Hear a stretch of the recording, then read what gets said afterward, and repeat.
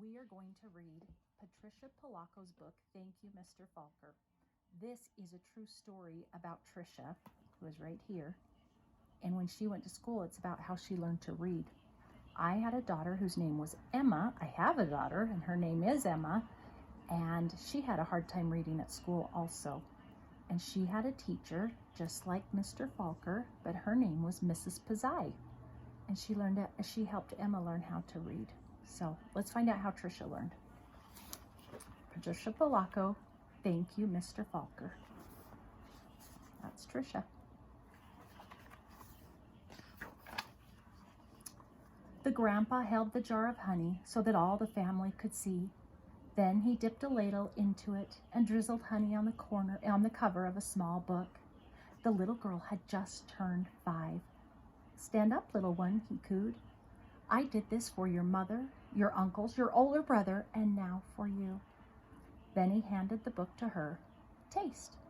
She dipped her finger into the honey and then put it in her mouth. What does that taste? The grandmother asked. The little girl answered, sweet. Then all the family said in a single voice, yes, and so is knowledge. But knowledge is like the bee that made the sweet honey. You have to chase it through the pages of a book. The little girl knew that the promise to read was hers at last. Soon she was going to learn to read. Do not put honey on your books at home.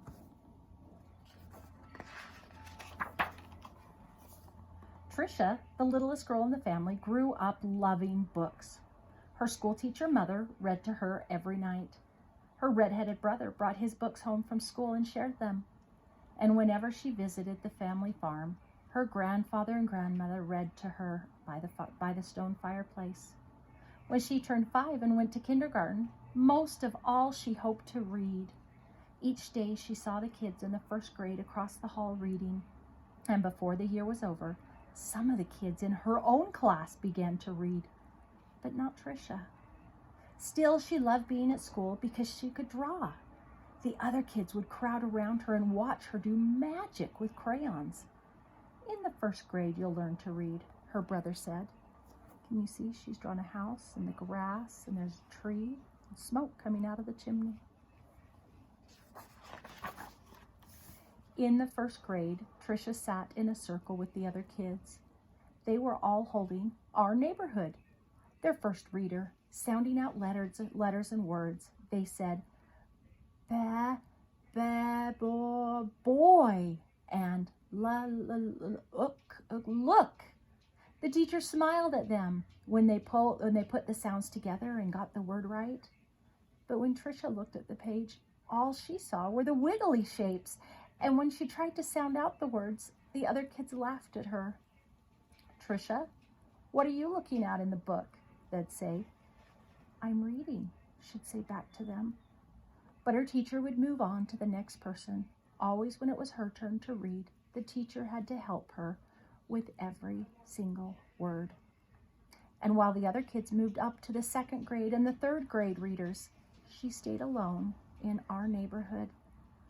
Tricia began to feel different. She began to feel dumb. The harder words got for the little girl, the more and more time she spent drawing.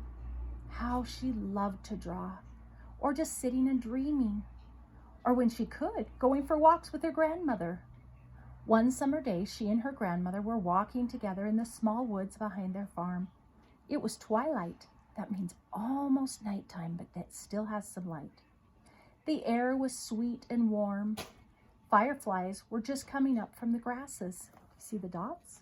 Dots over here and some of the dots over here. Those are fireflies. The air was sweet and warm. Fireflies were just coming up from the grasses. As they walked, Tricia said, Grandma, do you think I'm different? Of course, her grandma answered. To be different is the miracle of life. You see all those little fireflies? Everyone is different. Do you think I'm smart? Tricia didn't feel smart. Her grandmother hugged her. You are the smartest, quickest, dearest little thing ever. Right then, the little girl felt safe in her grandmother's arms. Reading didn't seem to matter so much. Look, she's walking in her bare feet. Do you like to walk in the grass in your bare feet? Tricia's grandma used to say that the stars were holes in the sky, that they were the light of heaven coming from the other side. And she used to say that someday she would be on the other side, where the light comes through. One evening they lay on the grass together and they counted the lights from heaven. You know, her grandmother said, all of us will go there someday. Hang on to the grass or you'll lift right off the ground, and there you'll be. They laughed and both hung onto the grass. But it was not long after that night that her grandmother must have let go of the grass, because she went to where the lights were on the other side. And not long after that, Tricia's grandpa let go of the grass too. School seemed harder and harder now. Which one of the lights do you think are her grandmother and grandfather?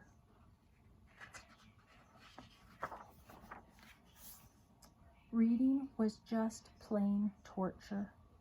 When Sue Ellen read her page, or Tommy Bob read his page, they read so easily that Tricia would watch the top of their heads to see if something was happening to their heads that just wasn't happening to hers. And numbers were the hardest thing of all to read. She never added anything right. Line the numbers up before you add them, the teacher would say. But when Tricia tried, the numbers looked like a stack of blocks, wobbly and ready to fall. She just knew she was dumb. Then, one day, her mother announced that she had gotten a teaching job in California, a long way from the family farm in Michigan. Even though her grandma and grandpa were gone, the little girl didn't want to move. Maybe, though, the teachers and kids in her new school wouldn't know how dumb she was. She and her mother and brother moved across the country in a two-tone 1949 Plymouth, and it took 5 days. Have you guys ever ridden in an orange car with a blue trunk on the top?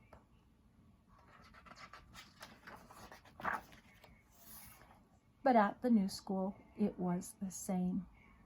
When she tried to read, she stumbled over words. The cat ran. She was reading like a baby in the 3rd grade. And when her teacher read along with them and called on Tricia for an answer, she gave the wrong answer every time. "Hey, dummy," a boy called out to her on the playground. "How come you so dumb?" The other kids stood near him, and they laughed. Tricia could feel the tears burning in her eyes. How she longed to go back to her grandparents' farm in Michigan. Now Tricia wanted to go to school less and less. "I have a sore throat," she'd say to her mother. Or, "I have a stomach ache." She dreamed more and more, and she drew more and more, and she hated school. Then, when Tricia started 5th grade, the school was all abuzz. There was a new teacher. He was tall and elegant. Everybody loved his striped coat and slick gray pants. He wore the neatest clothes. All of the usual teacher's pets gathered around him. Stevie Joe and Alice Marie, Davy and Michael Lee. But right from the start, it didn't seem to matter to Mr. Falker which kids were the cutest or the smartest or the best at anything. Look, he's got a flower on his jacket. Mr. Falker would stand behind Tricia whenever she was drawing and whisper, "This is brilliant, absolutely brilliant. Do you know how talented you are?" Then, when he said this, even the kids who teased her would turn around in their seats and would look at her drawings. but they still laughed whenever she gave a wrong answer. Then, one day, she had to stand up and read, which she hated. She was stumbling through a page in Charlotte's Web, and the page was going all fuzzy when the kids began to laugh out loud. Mr. Falker, in his plaid jacket and his butterfly tie, said, "Stop! Are all of you so perfect that you can look at another person and find fault with her?"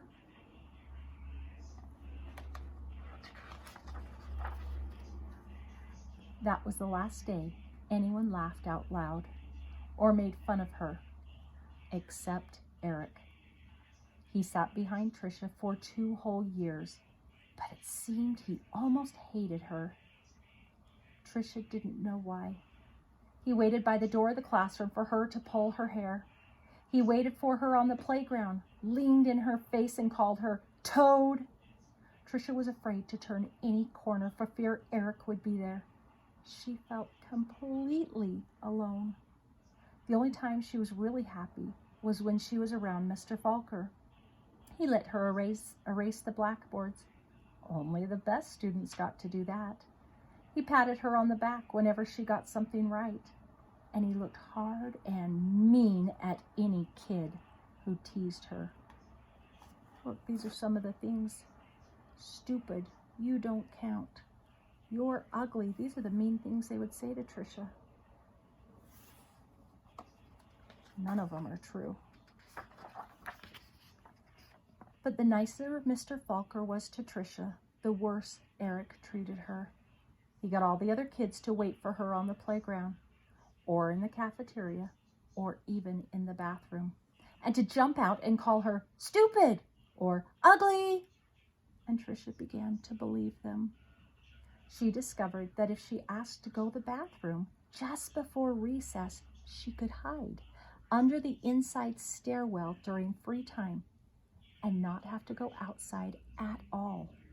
In that dark place, she felt completely safe. See, she's hiding. But one day at recess, Eric followed her to her secret hiding place. "Have you become a mole?" he laughed.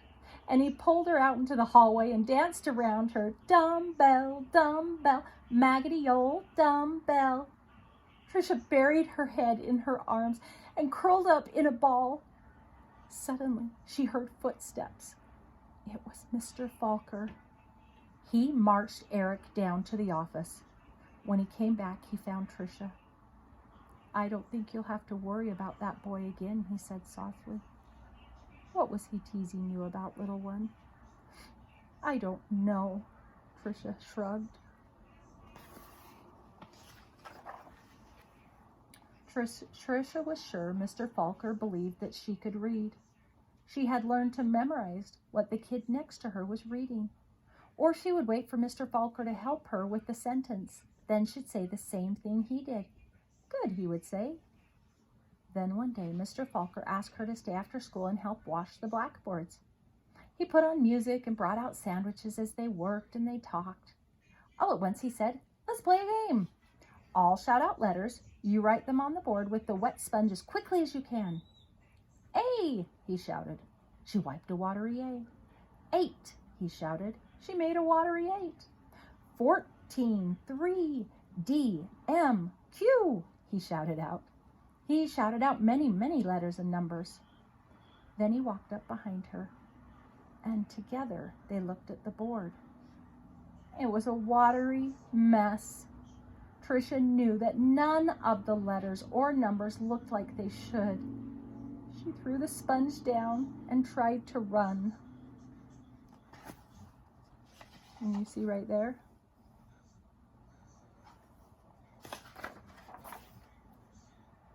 But Mr. Falker caught her arm and sank to his knees in front of her. "You poor baby," he said. "You think you're dumb, don't you? How awful for you to be so lonely and afraid." She sobbed. "But little one, don't you understand? You don't see letters or numbers the way other people do. And you've gotten through school all this time, and fooled many, many good teachers. He smiled at her. That took cunning and smartness and such bravery. Then he stood up and finished washing the board. We're going to change all that, girl. You're going to read. I promise you that.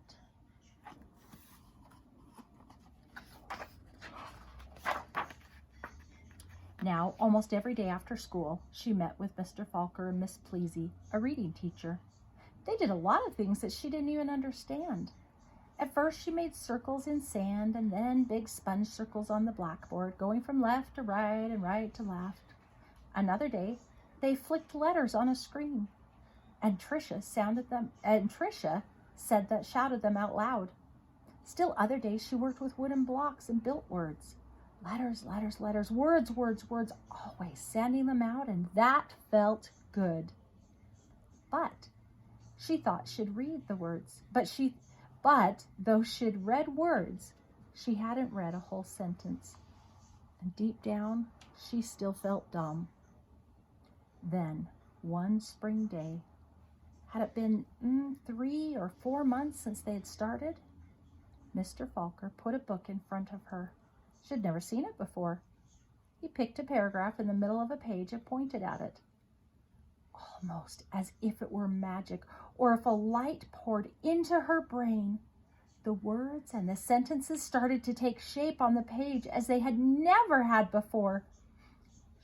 She marched them off to...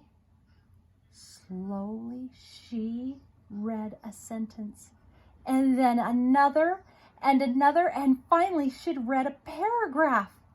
She understood the whole thing. She didn't notice that Mr. Falker and Miss Pleasy had tears in their eyes.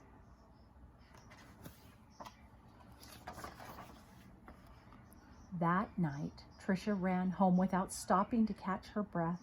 She bounded up the front steps, threw open her front door, and ran through the dining room to the kitchen. She climbed up on the cupboard and grabbed a jar of honey. Then she went to the living room and found the book on a shelf, the very book her grandpa had shown her so many years ago. She spooned honey on the cover and tasted the sweetness and said to herself, "The honey is sweet, and so is knowledge. But knowledge is like the bee who made the honey. It has to be chased through the pages of a book." Then she held the book, honey and all, close to her chest. She could feel tears roll down her cheeks, but they weren't tears of sadness. She was happy, so very, very happy.